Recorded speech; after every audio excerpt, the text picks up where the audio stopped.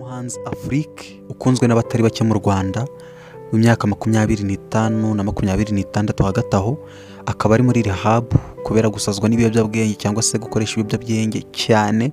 Kuri ubu bakaba bari kubimukuramo i Huye muri rehab iriyo. Ayo niyo makuru dufite. Mwamukunze ku ndirimbo nk'Agatunda, mumukunda ku Akanyenga, mumukunda Rompe, mumukunda mu zindi ndirimbo nka Shadia n'izindi.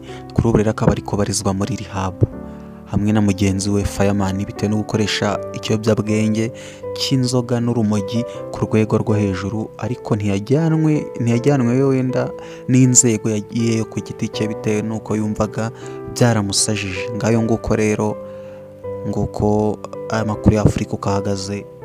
Wamusura utabishaka nawe akohereza ubutumwa nakundi. Ciao ciao.